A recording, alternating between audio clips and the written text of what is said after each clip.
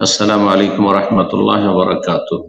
إن الحمد لله نحمده ونستعينه ونستغفره ونعوذ بالله من شرور أنفسنا ومن سيئات أعمالنا. من يهده الله فلا مضل له ومن يضلل فلا هادي له. وأشهد أن لا إله إلا الله وحده لا شريك له وأشهد أن محمدا عبده ورسوله صلى الله تعالى عليه وعلى آله وصحبه وسلم تسليما كثيرا। আম্মাবাদ, সম্মানিত শ্রোতা দর্শক মন্ডলী, আল্লাহ রাব্বুল আলামিনের প্রশংসা এবং প্রিয় নবী সাল্লাল্লাহু আলাইহি ওয়াসাল্লামের উপর সালাত ও সালামের পর আজ 5ই জমাদাল উলা 1445 হিজরি মোতাবেক 19শে নভেম্বর 2023 আমাদের ধারাবাহিক আলোচনা ফিকহুস সালাহ ওয়া সালাতের মাসাইল পর্ব নম্বর 22। এতে আমরা ধারাবাহিক এক সপ্তাহ থেকে সালাতের পদ্ধতি নিয়ে আলোচনা করছি। তার মধ্যেই আমাদের বিভিন্ন বিষয়গুলি আসছে শাখা প্রশাখা। আজকের মূল বিষয়বস্তু সালাত অবস্থায় যেসব কাজ জায়েজ ও বাহাতুস সালাহ, নামাজ অবস্থায় যেসব কাজ জায়েজ, যাতে করে আমরা জায়েজ কাজগুলি প্রয়োজনে করতে পারি যদি প্রয়োজন হয়। আর কেউ যদি জায়েজ কাজ আশেপাশে ডানে বামে আপনার করে বা কাউকে দেখছেন সালাত অবস্থায়, তাহলে তাকে গুনাহগার না মনে করি বা তার সালাত নষ্ট হয়ে যাচ্ছে এমনটা না মনে করি। যেমন অনেকের এইরকম বাড়াবাড়ি বা ভুল ধারণা আছে। সালাত অবস্থায় বেশ কিছু কাজ জায়েজ রয়েছে। তো ইনশাআল্লাহ তাআলা লেখক যে বিষয়গুলি আলোচনা করেছেন তার আলোকে আমরা বিষয়গুলি তুলে ধরার চেষ্টা করব। তার আগে ছোট্ট একটি বিষয় আলোচনা করে, সেটা হচ্ছে সালাত অবস্থায় রফুল ইয়াদাইন। সালাত অবস্থায় সালাতের পদ্ধতিতে সুন্নাত হচ্ছে যে 4টি জায়গায় রফুল ইয়াদাইন মানে দুই হাত উত্তোলন করবেন তাকবীরের সাথে সাথে আল্লাহু আকবার। একটি জায়গায় সবার মতে বিলেজমা সমস্ত আইম্মা এবং ওলামা সমস্ত মাযহাবের ইমামগণ তারা একমত যে তাকবীরে তাহরিমার সময় সে ফরজ হোক অথবা সুন্নত নফল সালাত হোক, যে কোনো সালাত হোক, একাকী হোক, ইমাম হোক, মুক্তাদি হোক, রফুল ইয়াদাইন তাকবীরে তাহরিমার সময় করবে। আল্লাহু আকবার, রফুল ইয়াদাইন। রফুল ইয়াদাইন কত দূর পর্যন্ত করবেন? অধিকাংশ হাদিসগুলি রয়েছে কাঁধ বরাবর। কাঁধ হচ্ছে এই দুটো বরাবর, কিবলামুখী করে, হাতের তলা কিবলার দিকে, খাড়া করে এরকম নয়। ঠিক। আর কিছু হাদিস রয়েছে হেয়া লাউজ নেই, কান বরাবর, কিন্তু কান স্পর্শ করার নয়, কান ধরার নয়, কানের নিম্ন ভাগ, কানের নিচে কানের লতি যে নরম বস্তুটুকু রয়েছে সেই বরাবর, কিন্তু সেটা ছুঁয়ে নয় বা ধরে নেয়, কানে লাগিয়ে নয়। যারা কানে লাগিয়ে করে তারা সুন্নতের খেলাফ কাজ করে, বরং এটি একটি বিদআত। রফুল ইয়াদাইন এক জায়গায় সমস্ত মাযহাবে রয়েছে, বাকি আরো 3টি জায়গায় রয়েছে। তা হচ্ছে রুকুতে যাওয়ার সময়, আর একটি হচ্ছে রুকু থেকে ওঠার সময় সামি আল্লাহু লিমান হামিদা রব্বানা ওয়া লাকাল হামদ যখন বললেন, এই 3টি জায়গায়। আর একটি জায়গা হচ্ছে ওয়াইদা কামা মিনার রাকাতাইন, 4 রাকাত বা 3 রাকাত বিশিষ্ট 2 তাশাহুদ বিশিষ্ট সালাতে যখন প্রথম তাশাহুদ থেকে উঠবেন, 2 রাকাত পড়ে যখন উঠবেন, তখন রাফায়েদাইন রাসূলুল্লাহ সাল্লাল্লাহু আলাইহি ওয়াসাল্লাম করেছেন। জি। এবং রাফায়েদাইন আজীবন করেছেন রাসূলুল্লাহ সাল্লাল্লাহু আলাইহি ওয়াসাল্লাম। রাফায়েদাইন মানসুখ রহিত হয়নি, যেমন হানাফি মাযহাবের বক্তব্য। আর রাফায়েদাইন কেউ যদি করে তো তারা মনে করে যে সালাতে তার গোলযোগ হয়ে গেল, বেশি নড়াচড়া করছে, অথচ রফুল ইয়াদাইন ইবাদত। সালাত যেমন বাচনিক ইবাদত, মানে সালাতে বেশ কিছু কথা রয়েছে, সেটি সূরা হোক, তাকবীর হোক, তাসবিহ হোক, আর দোয়া হোক, আর তাশাহুদ হোক, আর সালাত আলা নবী হোক, ঠিক তেমনি সালাত হচ্ছে বেশ কিছু কাজের নাম। তার মধ্যে একটি কাজ হচ্ছে, যদিও সেটি সুন্নাত, কিন্তু রাসূলুল্লাহ সাল্লাল্লাহু আলাইহি ওয়াসাল্লাম সুন্নাত।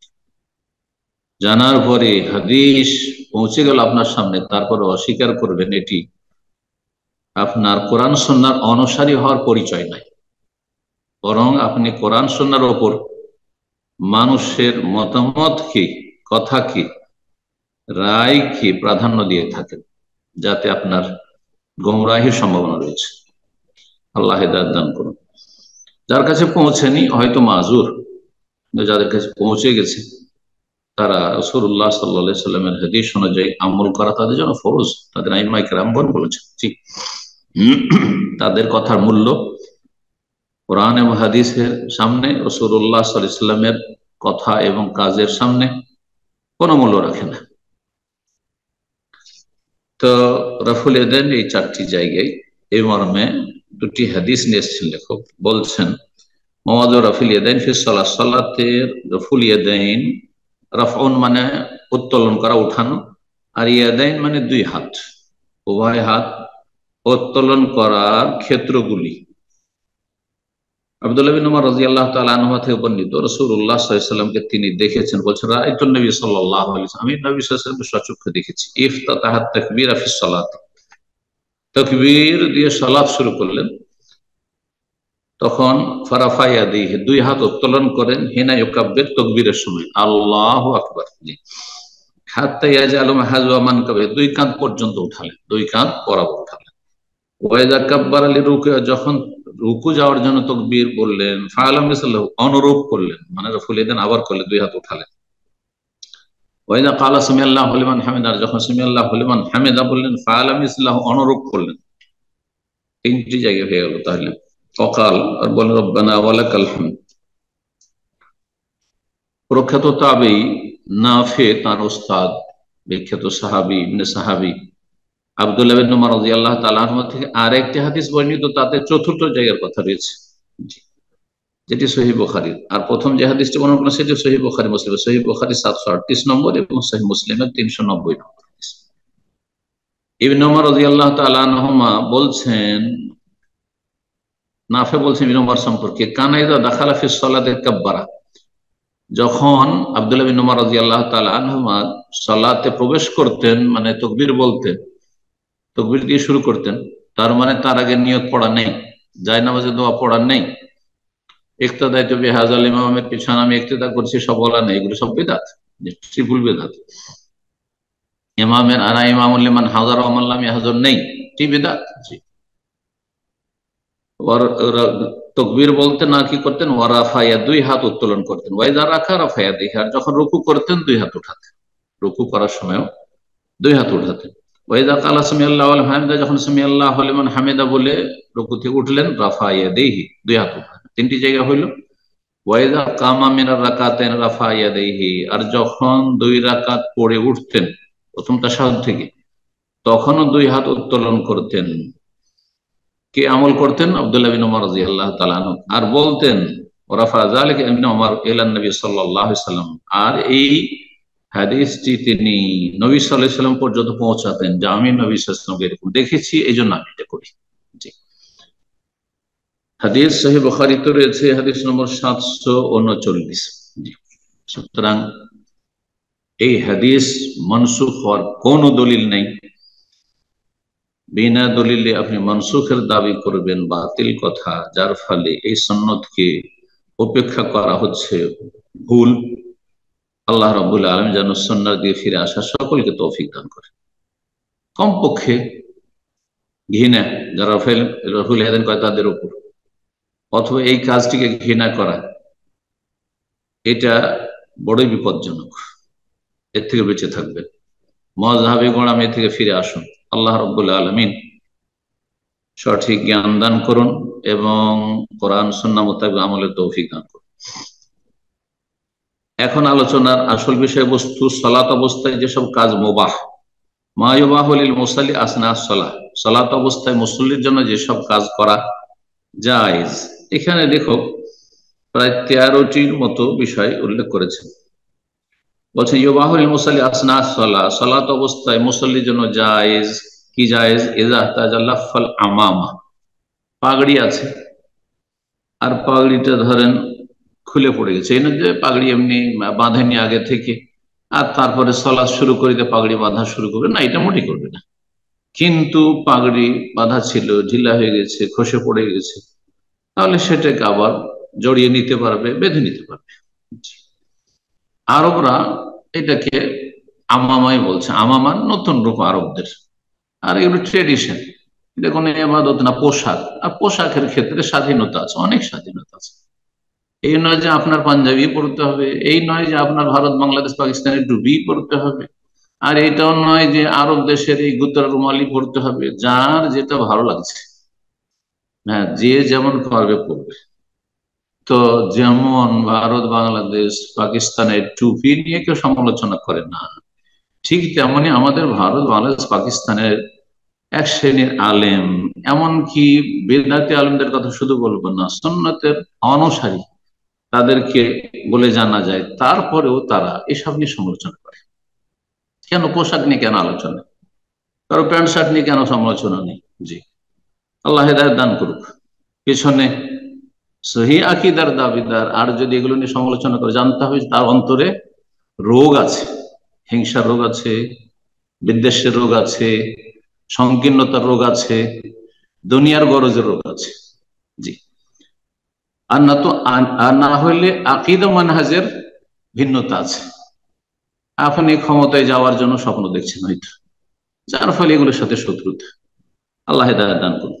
জি, আর যারা বিদাতি তাদের তো সুন্নতের সাথে শত্রুতা, সুতরাং যারা সুন্নতের অনুসারী তাদের সাথে শত্রুতা, যার ফলে তারা তো শত্রুতা করবেই।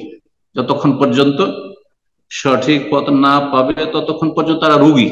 জি, আল্লাহ তাদের রোগকে সারাবার তৌফিক দান করুন, তাদের ছোঁয়াচে থেকে আল্লাহ আমাদেরকে বাঁচিয়ে রাখুন। তো প্রয়োজনে পাগড়ি বাঁধতে পারবে, পাগড়ি খসে গেলে। আবেল গোত্রা, গোত্রা এটাকে বলা হয়। সাদা হলে গোত্রা আরবরা বলে, আর যদি লাল হয় তো সেমাল বলে। আমরা সবকে রুমাল বলি। রুমাল মুখ মুছার জন্য, রু মানে চেহারা, আর মাল মানে মুছা, ফার্সি শব্দ। তো আমরা আসলে ওই যে পকেটে যে রুমাল ব্যবহার করি, ছোট্ট রুমাল, সেটা আসলে মূলত মুখ মোছার জন্য। তাতে নাকও মোছা হয়, আরো কিছু মোছা হয়, হয়তো হাতও মোছা হয়, কিন্তু মূলত তার নাম হচ্ছে রুমাল, মানে চেহারা মোছার ছোট্ট কাপড়। জি, এখন এইটা দিয়েও মাঝে মাঝে কাজ চলে, হয়তো এটার নাম আমাদের দেশে রুমাল বলা হয়ে থাকে। জি, যেমন গামছা, গামুছা, গাযুক্ত মুছা, গামছা।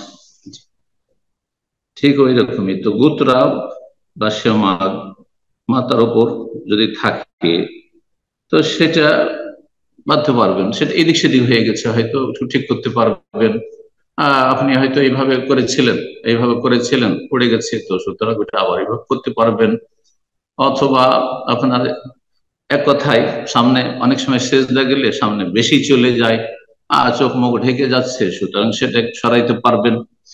পেছনে নেমে গেছে, ঘাড়ে পড়ে গেছে, তো মাথার উপর উঠাতে পারবেন প্রয়োজনে, খুব বেশি বেশি না যে সেটা নিয়ে মেতে থাকবেন। এই ক্ষেত্রেও ইফরাত এবং তফরিতের শিকার, একদল বাড়াবাড়ির শিকার আর একদল ছাড়াছাড়ির শিকার। একদল শিথিলপন্থী আর একদল চরমপন্থী। না, প্রয়োজন হইল একবার দুইবার, প্রতি রাকাতে হয়তো একবার একটু ঠিক করার প্রয়োজন হইল, হয়তো কোনো অসুবিধা নেই। কিন্তু প্রত্যেকবার বারবার আপনার এক এক রাকাতে 2 4 5 বার শুধু রুমাল নাড়াচাড়া করছে,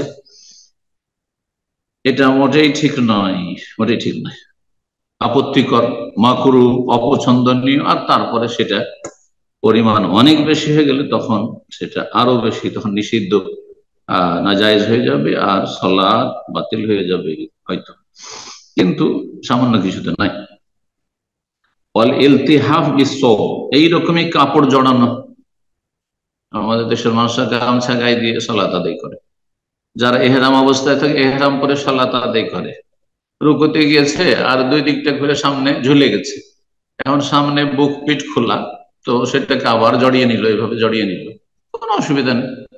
প্রত্যেক রাকাতে হয়তো একবার করে প্রয়োজন হলো, কোনো অসুবিধা নেই। জি, সেজদা গেছে আবার খুলে গেছে, কোনো অসুবিধা নেই। যে সেটাকে জড়িয়ে নিল, তাই বলছে বল ইলতিহা বিশ্ব, কাপড় জড়িয়ে নাও শরীরে, সেটা গামছা হোক আর অন্য কিছু হোক। ওকাফুল মিসলাহ, আর 4 নম্বরে বলছেন যে বিস্ত, বিস্তকে আরবিতে বিস্ত বলা হয়, আর বলা হয় মিসলাহ বলা হয়। তো বিস্ত বলে আমাদের দেশের মানুষেরা এখানে যারা থাকে তারা চেনে, আর আমাদের দেশে যারা থাকে তারা আল খাল্লা, আল খাল্লা মানে এই ঢিলা ঢালা পোশাক, যে আরবদের রাজকীয় পোশাক, যেটা আপনার খতিবরা ইমামরা পরে থাকেন, অথবা আমরা বিশেষ আলোচনাতে হয়তো আমরা পরে থাকি, এদেরকে মিসলা বা আল খাল্লা। তো আল খাল্লা ধরেন ঝুলে যাচ্ছে, তো সেটাকে তখন একটু জড়িয়ে নিল, সালাতে দাঁড়াইলো তখন এভাবে জড়িয়ে নিল, তারপরে তখন যখন রুকু সিজদে যাচ্ছে তখন একটু সামান্য উঠালো, কোনো অসুবিধা নেই, জায়েজ রয়েছে। কিন্তু সেটা পিছনে যেন বেশি লেগে না থাকে, যে সবসময় তার পিছনে লেগেই আছে। ওগুলো গোতরা, এরকম গোতরা, গোতরা একদিকে সরে যাচ্ছে বা কিছু হচ্ছে, সেটাকে ধারণ করা, কাফন মানে ধরে রাখা অথবা ধরে মরিয়ে দেওয়া, এইভাবে। জি। 6 নম্বর বলছে তাকাদ্দুম, সামনে এগিয়ে যাও, প্রয়োজনে সামনে একটু এগিয়ে যাও, তাআখুর, প্রয়োজনে পিছনে সরে যাওয়া। সামনে জায়গা খালি হচ্ছে, কাতারে জায়গা খালি হচ্ছে, সামনে গিয়ে চলে গেলেন, পেছনে একজন টানছে, আপনার পিছনে কেউ নেই, একজন শুধু আছে টানছে, তো জায়েজ আছে, চলে আসলেন পেছন দিকে। যদি এই ক্ষেত্রে আরেক দল ওলামা বলছেন না, টানবে না, টেনে তার ফজিলত কমাইলো, সে আগের কাতারে ছিল, একাই দাঁড়িয়ে যাবে, একদল বলছেন। কিন্তু অধিকাংশ ওলামারা বলছেন যে একা রাসূলুল্লাহ সাল্লাল্লাহু আলাইহি ওয়াসাল্লাম কাতার পেছনে সালাত আদায় করতে নিষেধ করেছেন, এবং বলেছেন আমার নির্দেশ দিয়েছেন যে ব্যক্তি একা কাতার পেছনে সালাত পড়লে সে যেন পুনরায় সালাত আদায় করে। সুতরাং একজনকে টেনে নিবার, সেই ব্যক্তি একজন মুসলিম ভাইয়ের উপকার করলো, সেই জন্য আগের কাতারের চাইতে অতিরিক্ত নেকি পাবে ইনশাআল্লাহ। আগের কাতারের ফজিলত তো পাবেই, কিন্তু সেই ব্যক্তি যে একজনকে হেল্প করলো সেই জন্য সে নেকি পাবে। জি। আর কথাটি যুক্তিসঙ্গত। জি। এই ছিল 7 নম্বর। 6 নম্বর সামনে বাড়া, 7 নম্বর হচ্ছে পিছিয়ে যাওয়া। নবী সাল্লাল্লাহু আলাইহি সাল্লাম যখন জান্নাতের দৃশ্য দেখেছেন সালাত অবস্থায়, জি, তার সামনে জান্নাত এবং জাহান্নাম পেশ করা হয়েছে, তখন তিনি সামনে বেড়ে গেছেন। আর যখন জাহান্নাম দেখেছেন তখন ভয়ে পিছনে সরে গেছে। জায়েজ রয়েছে, প্রয়োজনে, বিনা প্রয়োজনে নাই। 8 নম্বর বলছে সৌদ আলাল মেম্বারে ও নজুল, মেম্বারে চাপা, সালাত অবস্থায় মেম্বারে উঠে গেলেন উঁচাতে, যদি শিক্ষা দেওয়ার প্রয়োজন হয়, কাউকে দেখাবার প্রয়োজন হয়। নজুল, আর তারপরে সেজদা তার মেম্বার উপর করা যাবে না, দাঁড়ানো যাবে, রুকু করা যাবে। যখন সেজদা করলেন তখন নিচে নেমে গেলেন, জায়েজ নবী সাল্লাল্লাহু আলাইহি ওয়াসাল্লাম করেছেন। জি, নবী সাল্লাল্লাহু আলাইহি ওয়াসাল্লাম করেছেন, সেজদার সময় মেম্বারের নিচে নেমে গেছেন, আর দাঁড়ানো এবং রুকু মেম্বার উপর করেছেন। 10 নম্বর বলছেন বাম দিকে থুথু ফেলা, বাম দিকে থুথু ফেলা যদি মসজিদের বাইরে হয়, কারণ আজকালকার মসজিদে থুথু ফেলার মতো কোনো অবকাশ নেই। পাকা মসজিদ, কার্পেট রয়েছে, চাটাই রয়েছে, নবী সাল্লাল্লাহু আলাইহি ওয়াসাল্লাম আমলে এমনটা ছিল না। জি, আপনি যদি এমনি মাটিতে ফ্লোরে পড়েন সেটা আলাদা কথা, কিন্তু আপনার মসজিদ, পাকা মসজিদ, আর তাতে যদি থুথু ফেলেন, সেখানে মাটি নেই যে মাটিতে টেনে নেবে, সেটা সেটা মানুষেরা বড় আপত্তি করবে, ঝগড়া দ্বন্দ্ব মারামারি হইতে পারে। সুতরাং এই জন্য লেখক বলছেন যে বাম দিকে থুথু ফেলবে, ডান দিকে নয়, আর সামনের দিকে নয়। ডান দিকে রহমতের ফেরেশতা রয়েছে, হাদিসে রয়েছে, সামনে রব্বুল আলামিন। জি, আপনি রব্বুল আলামিন সামনে দাঁড়িয়ে আছেন সালাত অবস্থায়, বলছেন যে থুতু ফেলে ফি গায়রে মসজিদের, মসজিদের বাইরে কোথাও হলে, মাঠে ঘাটে কোথাও সালাত আদায় করেছেন, এমনি কোথাও সালাত আদায় করেছেন মসজিদের বাইরে, বাড়িতে হয়তো সালাত আদায় করছেন, আপনি বাসায় সালাত আদায় করছেন, তো আর থুথু আপনার মুখ ভরে গেছে, ফেলতে হবে, তাহলে বাম দিকে ফেলতে পারবেন, যদি কোনো মুসল্লি না থাকে সেদিন। ফিল মসজিদে ফি সওবি, আর যদি মসজিদে থাকেন তাহলে কাপড়ে নিক্ষেপ করবেন। লেখক বলছে মসজিদে আপনি বাম দিকে ফেলবেন না থুথু, বরং নিজের কাপড়ে, রুমাল নেন, গামছা আছে আপনার, এই যে গুতরা আছে, মাগ আছে, তাতে আপনি থুথু ফেললে আপনি নিজের নিজের কাপড়ে মুছে নেন। আপনি জমিনে কেন ফেলবেন মসজিদের ভিতরে, যেখানে কার্পেট বিছানো আছে, চাটাই বিছানো আছে ইত্যাদি। 11 নম্বর বলছেন ওয়ায়ুবাহু লাহু কাতলু হাইয়াতিন ওয়া আকরাবিন ওয়া নাহওয়া। আর মুসল্লির জন্য জায়েজ সাপ হত্যা করা, বিচ্ছু হত্যা করা, এরকম কষ্টদায়ক কোনো প্রাণী যদি থাকে, যেমন পিঁপড়া, আর সে বিষাক্ত পিঁপড়া, যদি এই পিপিলিকে দংশন করে তাহলে তাদের কষ্ট পাবেন, তাহলে মেরে দিতে পারেন সালাত অবস্থায়। জি, সামান্য কষ্ট হবে, মেরে দিতে পারেন। কিন্তু সাপের ক্ষেত্রে যে তিনি লেখক বলেছেন মুবাহ, মানে মুবাহ মানে শুধু জায়েজ নয় বরং ওয়াজিব। মসজিদে যদি আপনি বা যে কোনো সময় সালাত আদায় করছেন, বাড়িতে হোক বাইরে হোক রাস্তাঘাটে, আর আপনার কাছাকাছি সাপ চলে আসছে, তাহলে এই নয় যে শুধু জায়েজ আপনার জন্য সাপ মারা, অথচ আপনার রিস্ক আছে, আপনার দংশন করতে পারে। আপনি সালাতে সেজদায় চলে গেলে বা অন্য সালাতে মনোযোগী হইলেন আর সাপকে আপনি পরোয়া করলেন না, না, তখন সাপ হত্যা করা ওয়াজিব, ওয়াজিব তখন সাপ হত্যা করা। সুতরাং এখানে লেখকের কথাটি অত সূক্ষ্ম নয়, শুধু মুবাহ নয় বরং ক্ষেত্র বিশেষে সেই কাজটি করা ওয়াজিব, ফরজ। 12 নম্বর হামলো সাগীরিন ওয়া নাহওয়িহি, কচি কাঁচাদেরকে কোলে নেওয়া। সালাত অবস্থায় নবী সাল্লাল্লাহু আলাইহি ওয়াসাল্লাম কোলে নিয়েছেন উমামা বিনতে আবিল আস। রাসূলুল্লাহ সাল্লাল্লাহু আলাইহি ওয়াসাল্লাম বড় মেয়ে যায়েনব রাদিয়াল্লাহু তাআলা আনহা, তার মেয়ে উমামা ছিল, বাবার নাম ছিল আর উমামা বিনতে আবিল আস, আবিল আস বিন রবি বড় জামাইয়ের নাম ছিল। খালাতো ভাই যায়েনব রাদিয়াল্লাহু তাআলা আনহার, খাদিজার বোনের ছেলে, তো রাদিয়াল্লাহু তাআলা আনহুম আজমাইন। তাকে কোলে নিয়ে সালাত আদায় করেছেন, কোলে নিয়ে দাঁড়িয়ে থেকেছেন, যখন সেজদায় গেছেন রেখে দিয়েছেন, রুকু সেজদার সময় রেখে দিয়েছেন, রুকুতে রাখার সময় রাখবেন কোলে, আর না হলে রেখে দিবেন, আর তারপরে যখন দাঁড়াবেন তখন আবার লম্বা সালাত আদায় করেছেন। নবী সাল্লাল্লাহু আলাইহি ওয়াসাল্লাম কোলে উঠিয়ে নিয়েছেন, কান্নাকাটি করবে অথবা এদিক সেদিক কোথাও হারিয়ে যেতে পারে। অনেক সময় বাচ্চা আপনার হারিয়ে যেতে পারে, বড় মসজিদ, মসজিদে হারাম, মসজিদে নববীতে বাচ্চাকে ছেড়ে দিলে হারিয়ে যেতে পারে, সুতরাং সেখানে আপনি কোলে উঠিয়ে নেন। জি, মহিলা হোক অথবা পুরুষ হোক, কোলে ওঠানো। এইরকমই এখানে আরেকটি বলেই দিই, বাচ্চা শুধু কোলে নেওয়াই নয়, বরং বাচ্চা আপনি সেজদায় গেছেন, কাঁধের উপর চেপে গেছে।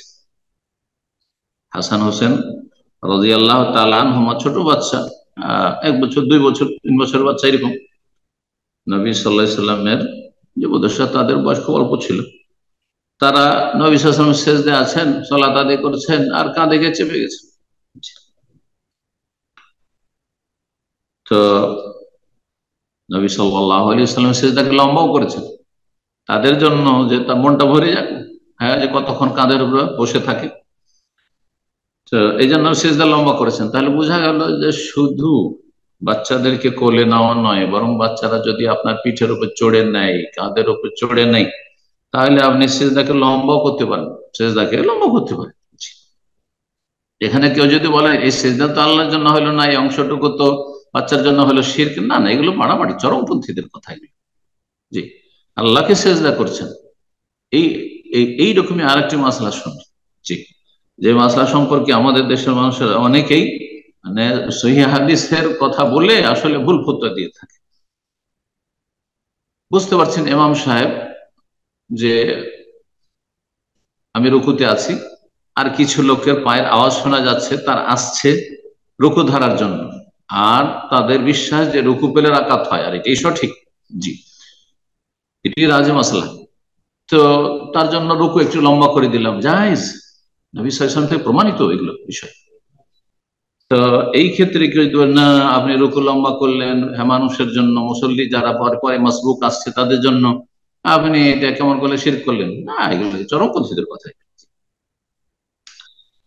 আর যারা এরকম চরমপন্থা অবলম্বন করে ফতুয়া দিয়ে থেকে বাড়াবাড়ি করে, তারা একসময় গুমরাহ হয়ে যায়, বেশি গুমরাহ হয়ে যায়, আর খারিজি হয়ে যায়। খারিজি ভাবে পয়দা হয় মুসলিম সমাজে, যে খারিজি জঙ্গি পয়দা হয়েছে ধীরে ধীরে ভাবে চরমপন্থা অবলম্বন করে। এই জন্য আল্লাহকে ভয় করুন, দিন ইসলামের ক্ষেত্রে মধ্যম পন্থা অবলম্বন করুন, কারণ দিন হচ্ছে মধ্যম পন্থা, দিন ওয়াসাত। জি, দিনে যেমন ছাড়াছাড়ি নেই, তেমন এই বাড়াবাড়ির কোনো অবকাশ নেই। তো লেখক তারপরে বলছেন 13 নম্বর, ইউবাহু ফিস সালাতি সুজুদ আলা সিয়াবিল মুসাল্লি, সালাত অবস্থায় সেজদা করবেন আর প্রচন্ড ঠান্ডা, ফ্লোর খুব ঠান্ডা হয়ে আছে, অথবা প্রচন্ড গরম, গরমের সময় সেজদা বাইরে, বালিতে সেজদা করা যাচ্ছে না। জি, হারামে যদি হারামে চত্বরে পড়েন যেখানে তওয়াফ হচ্ছে, এই জায়গার পাথর তো সবসময় ঠান্ডা থাকে, কিন্তু ছাদের ওপর কোনোদিন যদি কেউ সালাত আদায় করে থাকে, না দেখেছি পা রাখা যায় না, গরমের দিনে পা রাখাই যাচ্ছে না, চলা যাচ্ছে না, তো সেজদা করা তো দূরের কথা। এই অবস্থায় প্রচন্ড গরম যদি থাকে ফ্লোর, আর সেজদা করছেন আপনি, তাহলে আপনি কাপড় বিছিয়ে দিয়ে সেজদা করতে পারবেন। ধুলো বালি আছে, ময়লা আছে, অনেক সময় কার্পেট নোংরা হয়ে আছে, ধুলো বালি হয়ে আছে, হ্যাঁ, অ্যালার্জির সমস্যা আছে আপনার, হাঁচি শুরু হয়ে যাবে। তো আমরা করি কি, আমরা এই গুত্রা এই রুমাল বিছিয়ে দিলাম, জায়েজ, বিছিয়ে দেন, এটা সামনে বিছিয়ে দেন আপনি, যাতে করে আপনি কার্পেটের নোংরা গুলো আপনার নাক দিয়ে না চলে যায়, আর আপনি অসুস্থ না হয়ে যায়, আপনার অসুস্থ বেড়ে না যায়, অনেকে শ্বাসকষ্ট হয়ে যায়, অ্যাজমা রয়েছে। তো বলছেন যে মুসল্লির কাপড় বিছিয়ে সেজদা করা যায়, সে শরীরের কাপড় হোক, পাগড়ি হোক, রুমাল হোক, লে ওজরিন, মানে ওজোর থাকলে, বিনা ওজোর এমনি করবে না, কিন্তু ওজোর কাশিদ্দা তাহার প্রচন্ড গরম, অথবা সিদ্ধাত বারদিন প্রচন্ড ঠান্ডা, অথবা সেখানে ময়লা আবর্জনা পড়ে আছে, আর নাপাকি কিছু নেই কিন্তু ময়লা পড়ে আছে, ধুলো আছে, সেই ধুলো গুলো নাকের ভিতরে চলে যাবে, কষ্ট হবে মার, ইত্যাদি। আর দু একটি মশলা আছে, সেটা আলোচনা করেনি। বলছেন যে এজাস্তুজেন আলা রাজুল ওয়া হুয়া ইউসাল্লি, কোন ব্যক্তি সালাত অবস্থায় আছে, তার কাছে এসে কি অনুমতি চাইছে ঘরে ঢোকার জন্য, তাহলে অনুমতি দিবে। দরজায় ধরে নক করছে কেউ, সুবহানাল্লাহ, সুবহানাল্লাহ বলবে। সুবহানাল্লাহ শুধু ইমামের ভুল ধরিয়ে দেওয়ার জন্য নয়। আমরা কিন্তু অনেকে এটাই মনে করি যে ইমাম ভুল করে দেয়, আর তাকে যদি তালকিন করতে হয়, লোকমা দেওয়া বলে, আমাদের দেশে লোকমা দিতে হয়, তাহলে সুবহানাল্লাহ না, যে কোনো প্রয়োজনে সুবহানাল্লাহ পুরুষরা বলবে। আর মহিলাদের যদি এরকম প্রয়োজন হয় যে কেউ নক করছে আর মহিলা ভিতরে সালাত আদায় করছে, রুমের ভিতরে আসবো কিনা নক করছে, তাহলে তালি বাজাবে। ওই যে মার আতো, কোন মহিলার কাছে যদি অনুমতি চাওয়া হয় ঘরে প্রবেশের জন্য, হেতুসাল্লি সালাত আদায় করছে, ফাইজুন হাত তাসফিক, তাহলে তালি দেবে, এইভাবে তালি। সালাত অবস্থা যদি হাঁচি পড়ে তাহলে আলহামদুলিল্লাহ বলতে পারবেন, কিন্তু আলহামদুলিল্লাহ জোরে বলবেন না, যাতে আশেপাশে অজ্ঞ লোকের আবার ইয়ারহামুকাল্লাহ না বলে দেয়। ইয়ারহামুকাল্লাহ বলে সালাত বাতিল, ইয়াহদিকুমুল্লাহ যদি আপনি বলে দেন তো সালাত বাতিল, কারণ আপনি মানুষের সাথে সম্বোধন করে কথা বললেন। কিন্তু আল্লাহর প্রশংসা সালাত অবস্থায় করার জন্য তো মানে সালাত অবস্থায় আল্লাহর প্রশংসাই তো করছেন আপনি, সুতরাং আলহামদুলিল্লাহ বলতে পারবেন। ইয়ারহামুকাল্লাহ মানে আল্লাহ আপনার উপর রহম করুক, কাউকে বলছেন, তাহলে মানুষের সাথে কথা বলা শুরু করে দিলেন আপনি, কালামুন্নাস হয়ে গেল, তাতে সালাত বাতিল হয়ে যাবে। জি, বলছেন ইস্তাহফিজ সালাত হামদুলিল্লাহ ইনদাল ওতাস, হাঁচি পড়লে আলহামদুলিল্লাহ বলা মুস্তাহাব। ওয়াইজা তাজাদ্দাদা লাহু নি'মাহু ফিস সালাত অবস্থায় যদি কোন নিয়ামত সম্পর্কে জানতে পারছেন যে আল্লাহর এটি নিয়ামত পেলাম, রাফা ইয়াদাইহি, যে কোনো সংবাদ, হয়তো বাইরে থেকে আওয়াজ আসছে যে মুসলিমদের বিজয় হয়েছে, হ্যাঁ, যে কোনো রকমের এরকম আপনার পারিবারিক কোনো কথা, কেউ এসে বলছে যে আপনার একজন সন্তান ভূমিষ্ঠ হইল, ইত্যাদি ইত্যাদি, যে কোনো খুশির খবর যদি হয়, আপনি সালাত অবস্থায় আছেন, তাহলে দুই হাত উত্তোলন করে আল্লাহর প্রশংসা করেন, আলহামদুলিল্লাহ, আলহামদুলিল্লাহ, আলহামদুলিল্লাহ, দুই হাত উত্তোলন করে। আবু বকর সিদ্দিক রাদিয়াল্লাহু, দলিল হচ্ছে আবু বকর সিদ্দিক রাদিয়াল্লাহু তাআলা আনহু ইমামতি করছিলেন, নবী সাল্লাল্লাহু আলাইহি ওয়াসাল্লাম চলে আসেন, নবী সাল্লাল্লাহু আলাইহি ওয়াসাল্লাম যখন চলে আসেন পিছনে সরতে যাচ্ছিলেন, তো নিষেধ করলেন, তারপরে পিছনে সরে গেলেন, হাত উঠিয়ে আল্লাহ শুকরিয়া আদায় করেন, আলহামদুলিল্লাহ, যে নবী সাল্লাল্লাহু আলাইহি ওয়াসাল্লাম আমাকে ইমামতির যোগ্য মনে করছেন তার জন্য, যে তিনি আমাকে বলছেন না সালাত পড়াও, তুমি পড়াও, তারপরে পড়ালেন না, পিছনে সরে গেলেন আল্লাহর শুকরিয়া আদায় করে। এটি হচ্ছে দলিল। একাকী ব্যক্তি যদি জেহরি সালাত পড়ে ইনজাহারা বিল কেরাতে, তাহলে উচ্চ স্বরে কেরাত করবে, এটি হচ্ছে, আর কেরাত যেহেতু উচ্চ স্বরে, সুতরাং আমিনও জোরে পড়বে। আর যদি মনে মনে কেরাত করে, তাহলে মনে মনে আলহামদুলিল্লাহ মনে মনে যখন পড়ছেন আপনি যে রাকাত গুলিতে, তাহলে আমিনও মনে মনে বলবেন। জি, আমিন হচ্ছে সূরা ফাতিহার তাবে, সূরা ফাতিহা জোরে পড়ছেন, আমিনও জোরে, এটি হচ্ছে সঠিক সুন্নাত। তারপরে বলছেন আল মুনফারিদ রাজুলান কানা আও ইমরা, যদি একাকী ব্যক্তি থাকে, একা একা সালাত আদায় করছেন, পুরুষ হোক আর নারী হোক, তাহলে উচ্চ স্বরে কেরাত, মাগরিবের 2 রাকাত, এশার 2 রাকাত, প্রথম ফজরের 2 রাকাত, এই 6 রাকাত সালাতে জেহরি কেরাত করবেন একা একা উচ্চ স্বরে, না মনে মনে করবেন? লেখক তার ব্যক্তিগত মত পেশ করছেন, হাম্বলি মাযহাবের ফতোয়া, যে তার অপশন রয়েছে, মুখাইয়ারন, তার ইখতিয়ার রয়েছে, হয় জোরে পড়ুক আর না হয় জোরে নাই পড়ুক। ইম্মা আল্লাহ ইয়াজহারা বিল কিরাআতি ফি সলাতি জাহরিয়াতে, জাহরি সালাতে যদি মনে মনে পড়ে তবুও চলবে, ওয়া ইম্মা আন ইয়াজহারা বিহা, আর জোরে যদি পড়ে তাও চলবে, মালাম ইউজি আহাদান, কিন্তু কাউকে যেন কষ্ট না দেয়। পাশে কেউ ঘুমিয়ে আছে, তাহাজ্জুদ পড়ছে, আর তার ঘুম ভাঙিয়ে দিলে এমনটা করবেন না, কারণ তাহাজ্জুদ পড়া জরুরি না, কারণ আমারই কোনো অসুস্থ ব্যক্তি আছে ইত্যাদি। আও তাকুনুল মারাতু বিহাদরাতি আজানিব, যদি মহিলা মাগরিব এশা ফজরের সালাত পড়ছে, জেহেরি কেরাত করতে পারবে, কিন্তু সেখানে যেন কোনো আজনবী বেগানা পুরুষ না থাকে, কোনো বেগানা পুরুষ সেখানে না থাকে। এখানে আজকের আলোচনা শেষ হলো। আগামী সপ্তাহে ইনশাআল্লাহ তাআলা আরকানুস সালাত, সালাতের 14টি রুকুন নিয়ে আলোচনা করব, তারপরে 8টি ওয়াজিবাত নিয়ে, তারপরে সপ্তাহে ইনশাআল্লাহ আমরা আলোচনা করব, তারপরে সালাত বাতিলের যে কারণগুলি আছে সেগুলি নিয়ে আলোচনা করবো। আল্লাহ রাব্বুল আলামিন যেন আমাদের উপকারী জ্ঞান দান করেন, নেক আমলে তৌফিক দান করেন, এবং দিন শিখার ক্ষেত্রে, দিনের প্রতি আমল করার ক্ষেত্রে, দিনের কথা বলার ক্ষেত্রে, লিখার ক্ষেত্রে আল্লাহ মধ্যম পন্থা অবলম্বনে তৌফিক দান করেন। ওয়া সাল্লাল্লাহু সাল্লাম আলা নবিয়িনা মুহাম্মদ ওয়া আলা আলিহি ওয়া সাহবিহি আজমাইন।